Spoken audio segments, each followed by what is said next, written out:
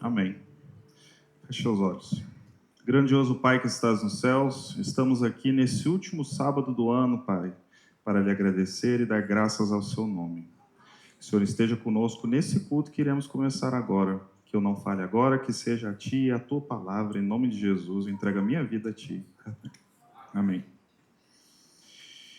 Bom dia, feliz sábado a quem eu não dei feliz sábado.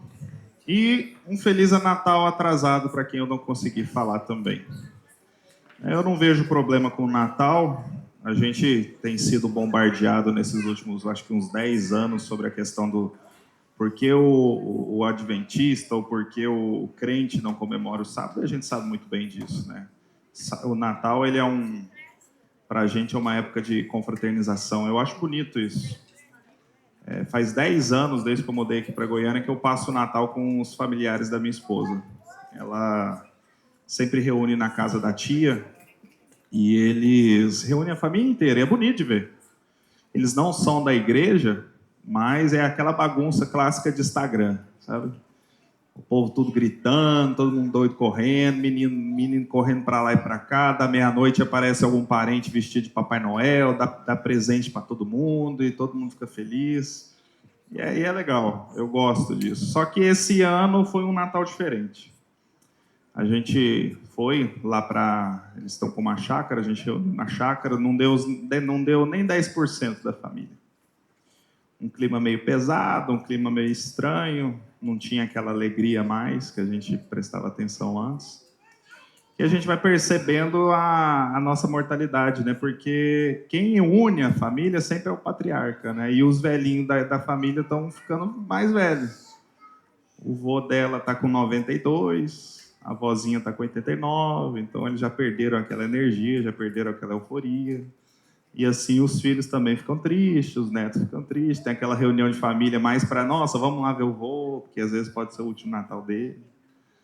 Então eu noto isso, eu percebo isso, eu converso muito com a Renata sobre isso, da gente visitar os nossos velhinhos, porque hoje eu vou, amanhã é meu pai e minha mãe, e mais para frente vai ser eu vou ser esse velhinho que vai estar aguardando a volta de Cristo, né? E eu tenho orado muito por eles, porque eles não são da igreja. Eles não querem, não têm interesse. Eu e a Renata, meu sogro e minha sogra já tentou levar isso para eles, mas eles são 100% relutantes, eles não aceitam. Então, o máximo que a gente pode fazer é orar e talvez num último momento ali, como até o ladrão da cruz, eles se entreguem e a gente possa ver eles no céu. O que a gente pode fazer mesmo é colocar o nosso joelho no chão.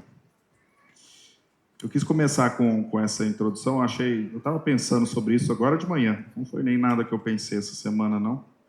Eu falei, não, acho interessante essas reuniões familiares de final de ano, né? Feliz, não vai ter um ano novo agora, passa tudo tão rápido, na manhã a gente já está trabalhando, já começa o ano novo e você esquece dessas festas todas e vida que segue.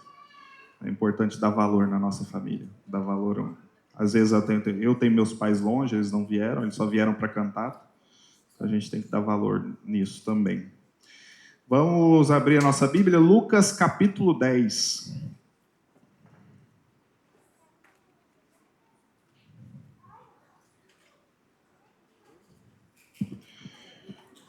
Vou orar mais uma vez, que a gente vai abrir a Bíblia, mas agora é a gente começar o nosso sermão. Feche seus olhos. Querido Deus, amado Pai que estás nos céus, nós vamos começar agora a abrir a Tua palavra, que nós possamos entender a nossa função aqui nessa instituição igreja, Pai.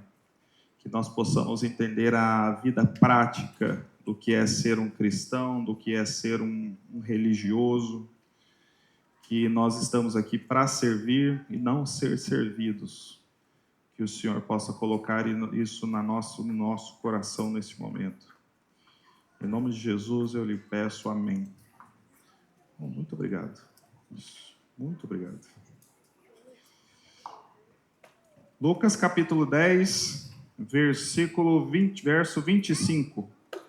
Certa ocasião, um perito na lei levantou-se para pôr Jesus à prova e lhe perguntou: Mestre, o que eu preciso para herdar a vida eterna? O relato de Lucas ele já começa trazendo as credenciais dessa pessoa. Ele era um perito na lei, um doutor na lei. Ele já começa trazendo esse fato e que a motivação dele não era uma pergunta aleatória. Ele queria tentar Jesus, como aí tem algumas versões. Ele queria colocar Jesus à prova.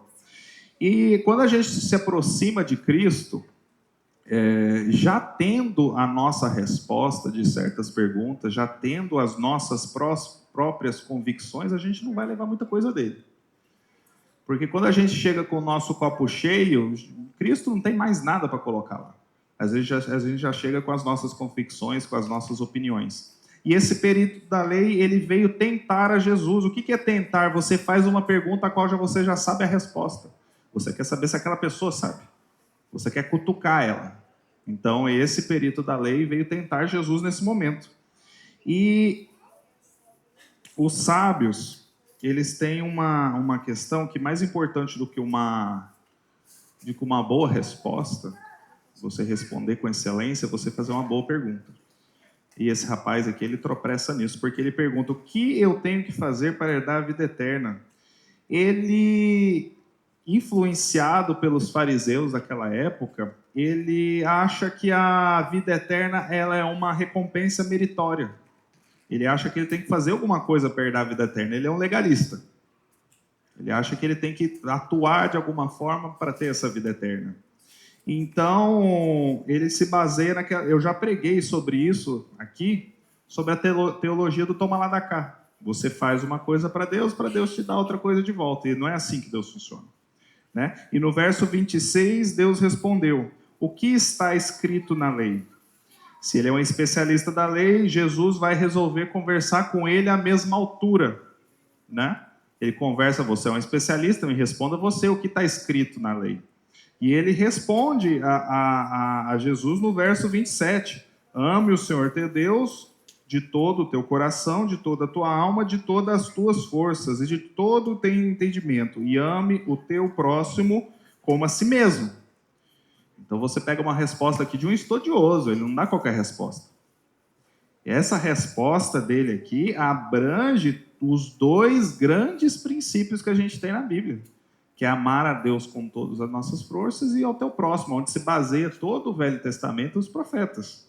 Então você vê aqui que ele não estava para brincadeira, ele já trouxe uma carga de estudo muito grande. Ele ignora toda aquela ladainha judaica, todos aqueles preceitos de perfeição, todas aquelas coisas que os judeus tinham, que como é a palavra? Sempre foge isso aqui, eu estudando.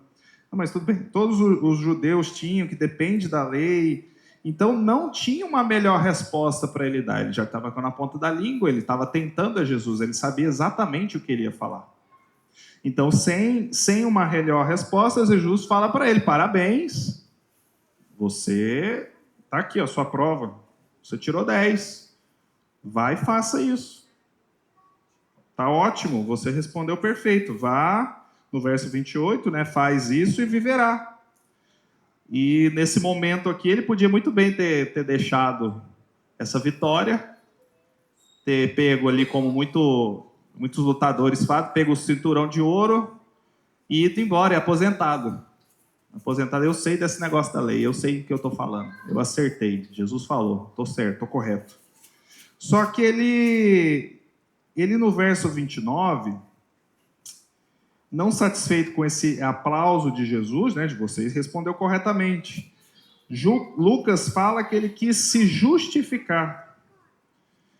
E ele pergunta a Jesus: quem é o meu próximo?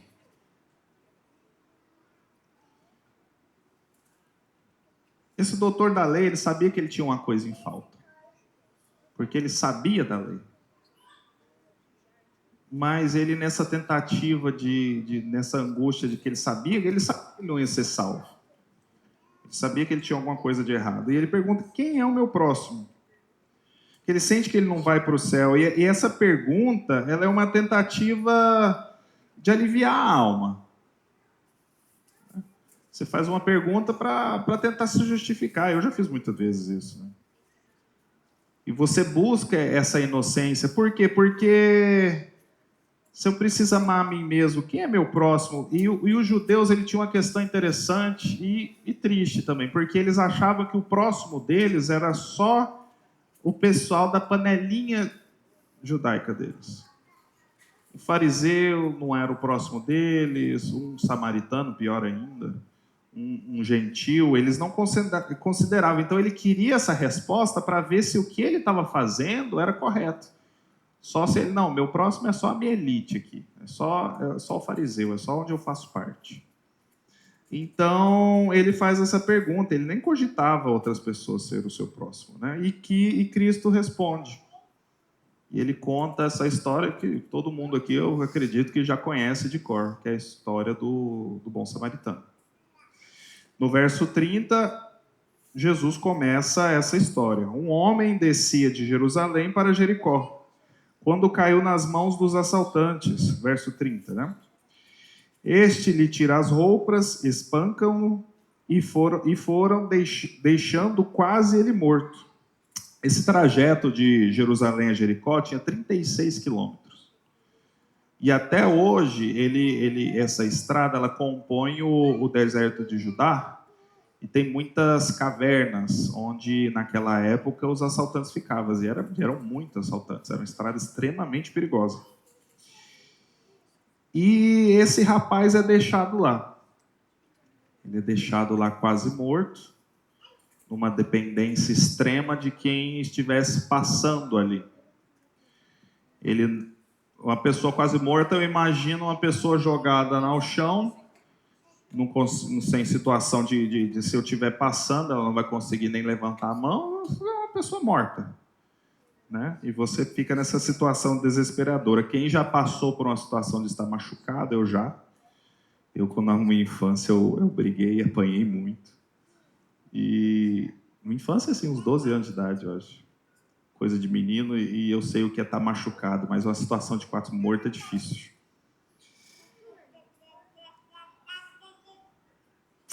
E no verso 31 e 32, aconteceu na história de Jesus. Aconteceu descendo pela estrada um sacerdote, um pastor. Quando viu o homem, passou de lado. E assim também o levita. Eu acho que dá para considerar o levita aqui até como um ancião. Quando chegou ao lugar e o viu, passou pelo outro lado. Então, aqui nesse ponto da história, até chegar no verso 22, a gente tem três personagens. Um homem quase morto, um sacerdote e um levita. Né? Esse aqui era o pessoal da igreja. Esse aqui era o pessoal da igreja que pegava e ensinava as pessoas na igreja como agir, que ensinava as pessoas ali, que sabiam tudo de cerimônia, que sabiam tudo o que deveria ser feito, todos os preceitos da igreja. E eles passam de lado. Tem algumas versões aqui, a minha também passa de largo. Eu acho interessante essa parte. E eles passam de largo, por quê? Porque cerimonialmente eles não poderiam ajudar aquela pessoa. Eles estavam tão empenhados no trabalho deles para com a igreja que eles não podiam se dar o luxo de ajudar aquela pessoa. E eu te pergunto por quê? Porque eles não podiam tocar em sangue. Eles não sabiam nem se a pessoa estava morta. Se eles ajudam aquela pessoa que podia estar morta, eles se tornam impuros e não podiam oficiar no templo. Então eles escolhem oficiar no templo a ter piedade de uma pessoa que está lá. Eles falam, não, eu estou a serviço de Deus, eu não posso fazer isso aqui, eu não posso. Hoje eu não vou, hoje eu tenho que pregar na igreja, eu não posso tocar nesse mundo.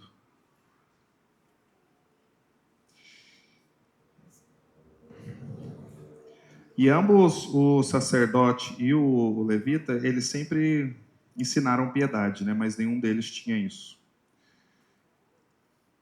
Essa indiferença, essa falta de piedade, às vezes, ela habita entre a gente também. Mas isso eu vou falar depois. Nos versos 33 a 35, a gente acrescenta um personagem. Depois de falar do sacerdote e do levita, um samaritano, estando de viagem, chegou onde se encontra o homem e quando viu, teve, que diz a sua Bíblia, piedade, compaixão, coisa que o ancião e o pastor não tiveram. Aproximou-se, enfaixou-se as feridas, derramou vinho nelas e óleo, depois colocou o homem sobre o próprio animal. O levou para a hospedaria, cuidou dele, e no dia seguinte deu 2 denários ao hospedeiro e disse: cuida dele. Quando eu voltar, pagarei todas as despesas que você tiver. E aqui agora um samaritano passa a compor essa narrativa. Você tinha um homem quase morto, um ancião, um pastor, eu vou usar esses termos, e agora a gente tem de acordo com os judeus daquela época, um miserável de um samaritano. Os samaritanos eram considerados pagãos pelos judeus. E aqui eu tenho várias coisas que os judeus eles faziam com os samaritanos. Eles amaldiçoavam os samaritanos nas sinagogas publicamente. Os judeus não aceitavam a conversão do samaritano. Eles diziam que um samaritano não tinha direito à ressurreição e à vida eterna. Comer da mão do samaritano, vocês já não sei se já viram esse costume, que você comia da mão de uma pessoa, você tinha essa intimidade, comer da mão do samaritano era considerado comer carne de porco. Porque eles eram imundos, e sentar junto de um samaritano na sinagoga era motivo de quase ser apedrejado. Então a gente tem essa questão que chega um samaritano para ajudar. E Jesus faz isso de propósito. O intuito de Jesus nessa história é mostrar na prática o que é ser uma pessoa religiosa. O que é você não estar tão engajado nas coisas da igreja que você se esquece das pessoas que estão na igreja. E às vezes eu fico pensando que se isso a gente não às vezes a gente não se perde nisso. Às vezes a gente está tão empolgado de trabalhar no prédio, na instituição, igreja, e às vezes a gente esquece das pessoas que estão na igreja. Às vezes a gente põe uma roupinha bonita, canta uma música bonita, a gente tem toda aqui uma cerimônia, algo que a gente faz, mas a gente esquece da obra prática da igreja, que é você ajudar o próximo, ajudar as pessoas que estão aqui. E às vezes... eu escrevi isso aqui, eu acho tão bonito. Às vezes a gente está tão comprometido com as coisas de Deus que a gente esquece de cuidar dos filhos de Deus. A gente tem um monte de coisa de fazer na igreja, mas a gente não vive a maneira prática da religião. E às vezes até a igreja bloqueia a gente muito isso. A igreja, a instituição, ela fala, não faz isso, não faz aquilo. Às vezes a gente chega empolgado, né? Aquele primeiro amor, quer fazer um monte de coisa ao mesmo tempo, e a gente sempre leva bloqueios, né? A gente coloca pedras no seu caminho. Né? Isso é complicado também.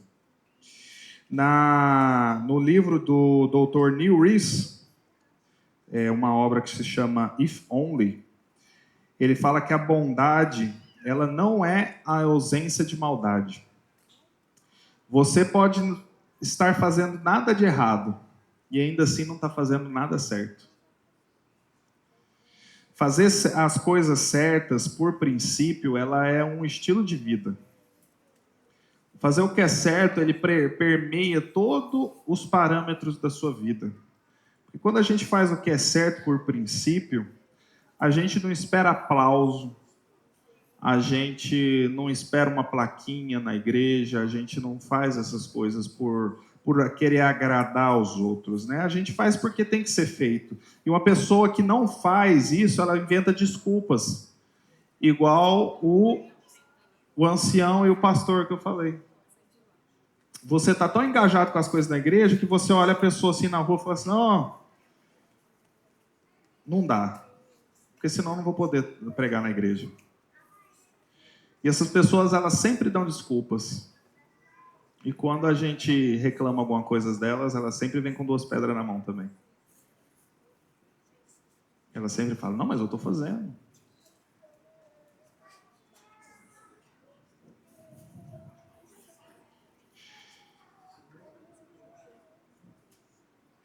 Eu ia falar uma coisa, mas eu não sei se eu vou falar, eu vou pular essa parte.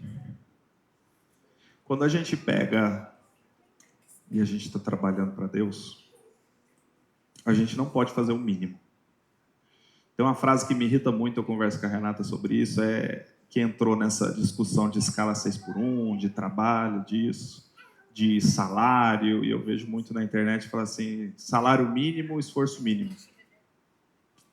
Se você trabalha dessa forma na sua vida, se você pensa assim, isso vai permear todos os cantos da sua vida. Se você tem um salário mínimo e faz um esforço mínimo, eu tenho certeza que no seu casamento você também tem um esforço mínimo, só para manter ele vivo. Você não se entrega mais, você não se esforça mais.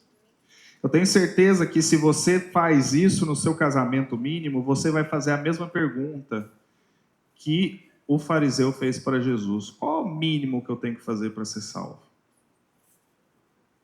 E a gente sempre quer fazer o mínimo. Quem sempre tem um mínimo de esforço, um mínimo de sacrifício, um mínimo de complicação. Porque se a gente pega o que o samaritano fez, na real a gente não faz isso. Porque o samaritano viu uma pessoa que ele não conhecia, não sabia se estava morto. Ele coloca a pessoa de pé, ele não fez uma pergunta sem vergonha, pegou um moribundo no chão, colocou ele sentado, deu uma aguinha para ele e falou, Deus te abençoe, meu filho, tchau. Ele pega as provisões dele, ele pega o vinho que ele tinha, que antigamente vinho era medicinal. Colocava na água ou colocava em feridas. Ele cobre as feridas dele em vinho, unta ele com óleo para não dar nenhum tipo de infecção. Tira a montaria dele, coloca o moribundo em cima e vai caminhar 36 quilômetros até um hotel, um estebaria, como é que chama? É uma estalagem. E ainda deixa a pessoa lá, cuida dela a noite inteira, e no outro dia paga para ela ser cuidada, e quando voltar, ainda fala, se você tiver mais alguma despesa, eu vou pagar. A gente não faz isso. A gente muitas vezes na igreja pergunta, ô irmão, tá precisando de ajuda? Já pensa, não, fala não. Não quero, tá não, você tá tudo bem? Tá, então tá bom, tchau, fica com Deus.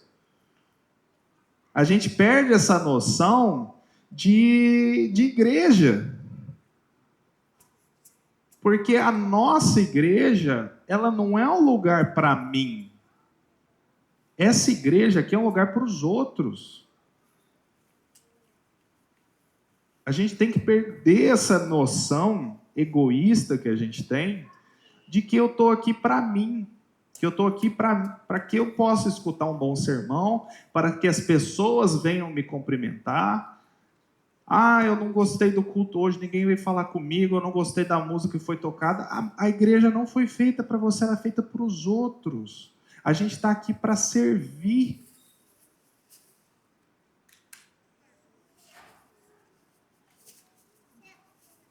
Às vezes a gente tem essa noção, a gente está há 20, 30 anos, eu batizei com 12 anos de idade, eu estou com 33, eu estou há 21 anos nessa igreja. Tem gente que tem muito mais anos de igreja, a caminhada aqui já está longa. E às vezes a gente se perde com pequenas coisas, fala assim, eu estou chateado com a igreja porque ninguém foi me visitar. Mas você nunca visitou ninguém. Falando, eu fiz um procedimento, minha unha estava encravada e ninguém da igreja foi me visitar. Mas aqui tanta gente que teve cirurgia de coração, fez quimioterapia, tem problemas em casa horrorosos, tem tristeza, depressão, que eu converso aqui com muita gente sobre isso e você nunca falou um oi para elas. Você falou, você está realmente bem? Eu posso te visitar? Porque a gente perde essa noção de que a igreja é para os outros. E a gente não pode fazer igual o sacerdote levita e passar de largo das pessoas.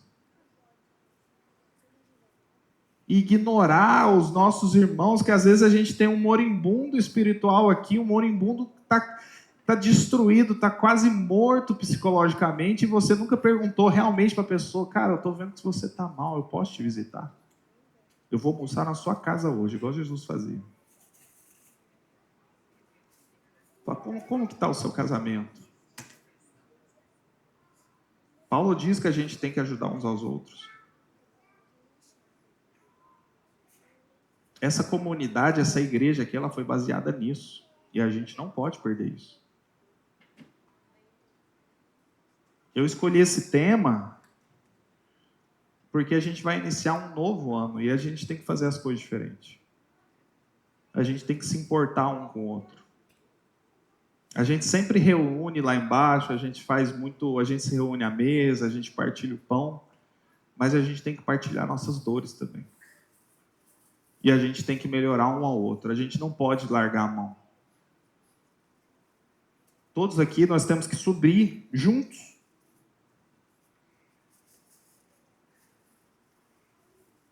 No verso 36, Jesus vai corrigir a pergunta do fariseu.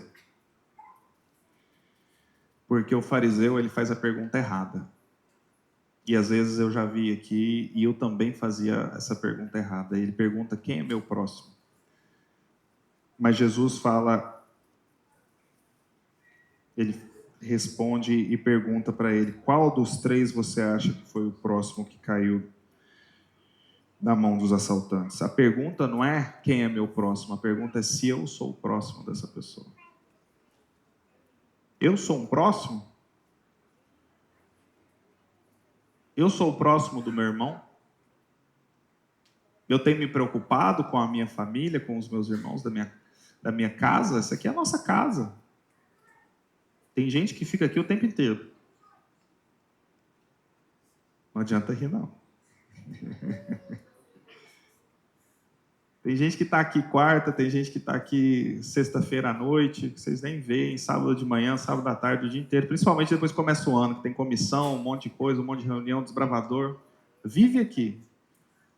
Mas às vezes em casa está destruído psicologicamente, está trabalhando na igreja e ninguém pergunta se ela está bem.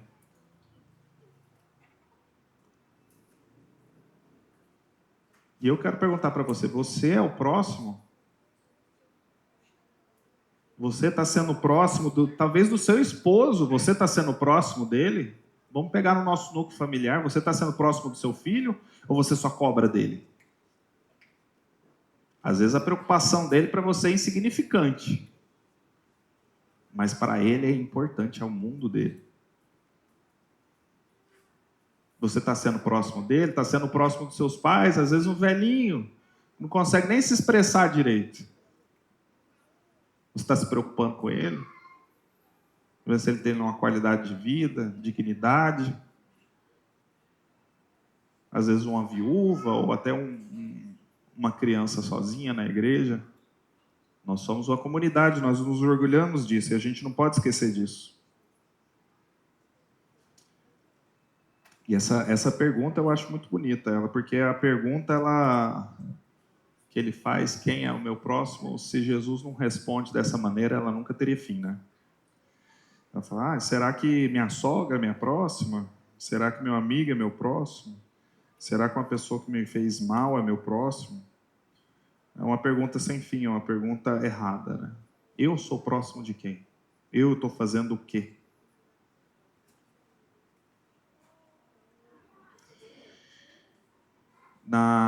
No livro Parábolas de Jesus, de Ellen White, ela diz que Jesus é o grande e bom samaritano.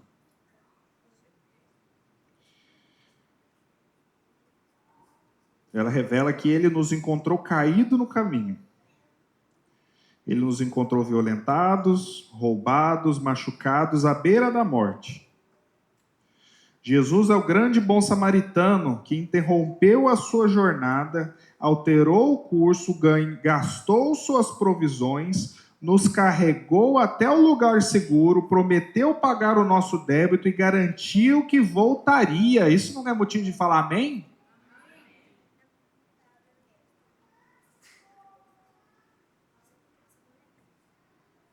Isso é maravilhoso.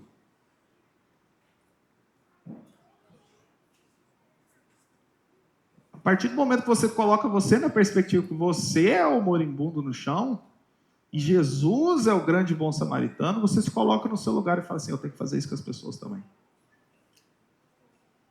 Porque nós, como os cristãos, nós carregamos o nome de Cristo. Nós somos imitadores de Cristo. E sendo imitadores de Cristo, Deus nos ordena, no finalzinho do verso 37, ele responde o fariseu e responde a gente também. Ele fala, vá e faça o mesmo.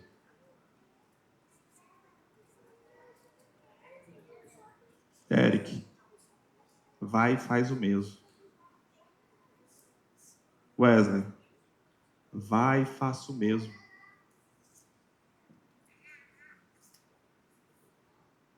Emerson, vai e faz o mesmo.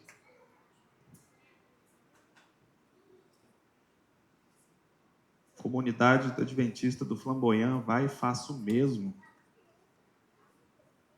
Não passe de largo, vá e faça o mesmo. Vou convidar vocês a ficarem em pé para a gente orar.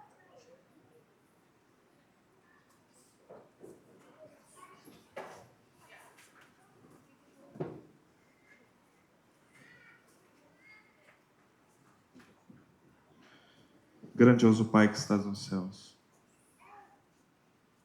Pai, eu lhe peço perdão pelas vezes que eu passei de largo as pessoas que precisavam de mim, as pessoas que estavam com necessidade, até mesmo a minha esposa, às vezes quando ela estava em silêncio, eu não atendi ela. Vi que ela estava preocupada, mas eu estava ocupado com o meu serviço também. Falei, não, depois eu resolvo isso. Me perdoa, Pai.